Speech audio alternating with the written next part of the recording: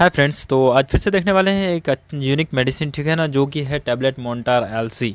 ठीक, तो इसका जानेंगे यूज़ कि किस कंडीशन में यूज़ किया जाता है और किस स्थिति में दिया जाता है, और उसके साथ साथ कब कब मतलब कौन से सिम्टम देखा जाता है जिसमें मोन्टार एलसी का यूज़ करते हैं, और उसके साथ किस किस नाम से और इसका अल्टरनेट जो नाम है, ठीक है ना, तो वो आता है, और साथ में साइड इफ़ेक्ट कौन कौन सी है, ठीक है ना। तो वो सारा चीज़ बात करने वाले हैं आज हम इस वीडियो में, ठीक है ना। तो वीडियो को शुरू से अंत तक रहिएगा। तो मैं आपका दोस्त अबरार आलम, ठीक है ना। तो लेकर के आऊँगा मेडिकल से रिलेटेड ही सारा लेक्चर्स और मेडिसिन का रिव्यू, ठीक है फ्रेंड्स। तो वीडियो पसंद आए तो लाइक कर देना, चैनल को सब्सक्राइब कर लेना, ठीक। तो आइए बात कर लेते हैं अब मोन्टार एलसी का, कि मोन्टार एलसी है क्या चीज़। सबसे पहले उसे जानते हैं, और मोन्टार एलसी जो है उसके अंदर कौन कौन सी मेडिसिन है, ठीक है ना। देखिए, मोन्टार एलसी जो है ये आपका ब्रांड नेम है कंपनी का दिया हुआ, ठीक है ना। और उसके अंदर की अगर मेडिसिन को देखें हम लोग, तो उसमें होता है एक मोन्टेल्यूकास्ट, ठीक है ना, जो कि 10 mg का स्ट्रेंथ में अवेलेबल होता है एक मेडिसिन में, और दूसरा होता है लिवोसिट्रिजिन, ठीक है ना, जिसकी स्ट्रेंथ की अगर बात किया जाता है वो लगभग होता है आपका 5 mg, ठीक है ना, यानी कि 5 mg तक का होता है, ठीक। तो मोन्टेल्यूकास्ट 10 mg और लेवोसिट्रिजिन 5 mg दोनों मेडिसिन को मिक्स करके एक टेबलेट में बनाया जाता है। एक टेबलेट में इतना स्ट्रेंथ दिया जाता है, ठीक है ना। तो आई होप कि ये चीज़ समझ में आ गया कि मोन्टार एलसी के अंदर मेडिसिन कुछ और है, ठीक है ना। मोन्टार एलसी जो है वो सिप्ला कंपनी बनाती है, मोन्टार एलसी नाम से रिलीज करती है। अब देखते हैं इसका यूज कहाँ करते हैं। जैसे मोन्टेल्यूकास्ट है और लिवोसिट्रिजिन अगर जो मिला हुआ रहता है, तो उसका किस किस कंडीशन में यूज़ किया जाता है। तो इसको यूज़ करा जाता है ब्रोंकोडायलेटर के कंडीशन में। ब्रोंकोडायलेटर क्या होता है, और दूसरा जो है एंटीहिस्टामिन के रूप में यूज़ करा जाता है, ठीक। देखिए, ब्रोंकोडायलेटर की अगर बात करें हम लोग, तो जो ब्रोंक्यूल्स होती है ना हमारे बॉडी में, या लंग्स जो होती है, लंग्स के अंदर जो एयर जाने का जो रास्ता होता है ना, एयर पास होने का, एक्सचेंज होने का, ठीक है ना, तो वो एक रास्ता है, एक ट्यूब लाइक स्ट्रक्चर जिसको ब्रोंक्यूल्स बोला जाता है, ठीक है ना। तो उस ब्रोंक्यूल्स में कभी कभी इन्फ्लेमेशन के कारण या फिर किसी भी कंडीशन के तहत अगर मतलब मसल्स वहाँ का सिकुड़ जाता है, तो उस मसल को मतलब डायलेट करने के लिए या फिर रिलैक्स करने के लिए इस मेडिसिन का यूज़ करा जाता है। जैसे कि पिक्चर में देख सकते हैं आप, वहाँ पे क्या हो गया, मसल जो है वो सिकुड़ गया है, और सिकुड़ गया है तो उसका जो एयर जाने का जो रास्ता है वो ब्लॉक हो रहा है, ठीक है ना। और जैसे ही ब्लॉक होगा तो सांस लेने में पेशेंट को डिफ़िकल्टी आएगी, और दम जो है वो उसका ऊपर की ओर आने लगेगा, यानी फूलने लगेगा। और दूसरा जो है, जैसे रिलैक्स दिखाया गया है, ठीक है ना, जैसे कि पूरी तरीक़ा से आप यहाँ पे नॉर्मल कंडीशन में देख सकते हैं, ठीक है ना। नॉर्मल कंडीशन में क्या है कि पूरी तरीक़ा से वो जो ट्यूब लाइक स्ट्रक्चर है वो आपको रिलैक्स है, ठीक है ना, मसल्स रिलैक्स है, जो कि सिकुड़ा हुआ नहीं है। तो जिसके कारण एयर जो मतलब एक्सचेंज होता है, यानी जाता है और आता है, तो उसमें आसानी से आता है, जिसमें कि सांस लेने में डिफ़िकल्टी नहीं आती है। तो ये काम है इसका। और दूसरा, एंटीहिस्टामिन जो है, हिस्टामिन क्या होती है, हिस्टामिन हमारी बॉडी में एक नेचुरल पदार्थ है जो कि रिलीज़ होती है। जब वही ज़रूरत से ज़्यादा रिलीज़ हो जाती है ना, तो बॉडी में क्या कुछ सिम्टम्स नज़र आने लगती है, ठीक है ना।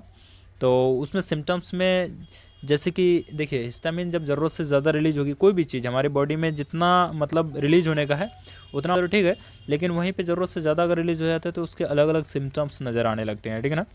तो ये बहुत सारे ग्रुप ऑफ ऐसा मेडिसिन है जो कि मतलब इसका यूज़ करने से भी मतलब ऐसा कंडीशन देखा जाता है, ठीक।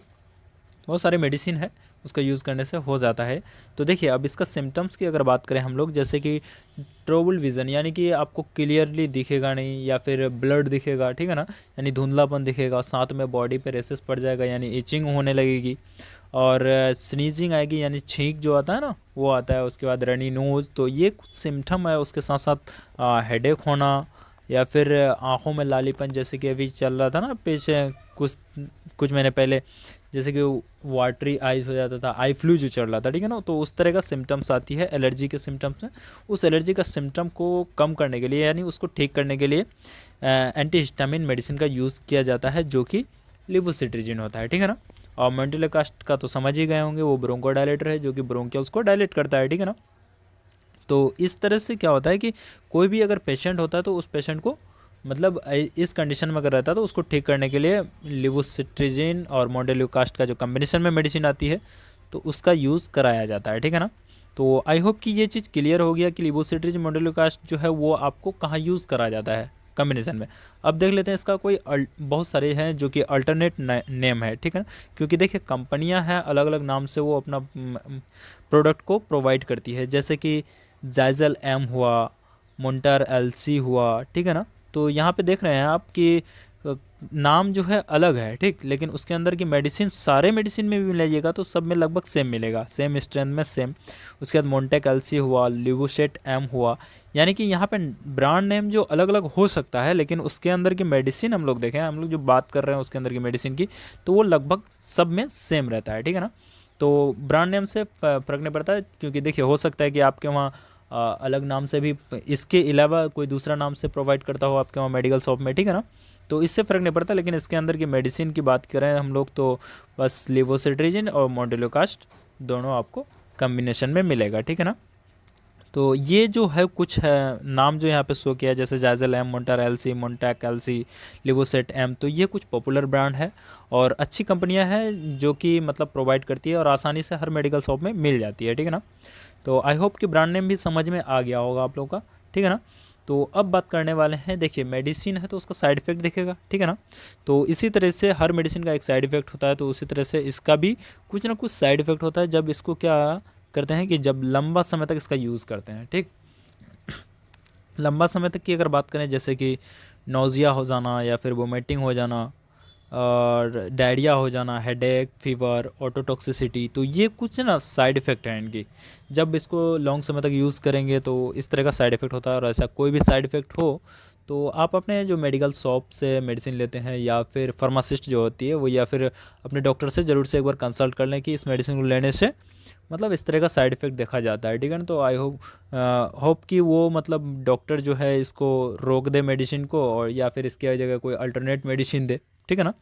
तो आई होप कि सारा चीज़ समझ में आ गया होगा कि इसका कहाँ यूज़ करते हैं, क्या साइड इफ़ेक्ट है और किस कंडीशन में दिया जाता है। तो यहीं तक आज का वीडियो समाप्त करते हैं फ्रेंड्स, फिर मिलते हैं नेक्स्ट वीडियो में, तब तक के लिए बाय।